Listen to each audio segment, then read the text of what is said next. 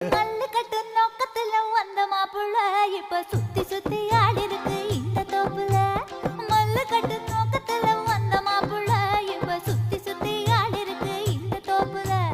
வம்பு பண்ண வாரிகளே இந்த சாக்குல உங்க கொம்பு சுத்தம் வேலைக்கெல்லாம் நான் வாழில. தன்னானே தானே தன்னானே தன்னே தன்னானே நானே தன்னானே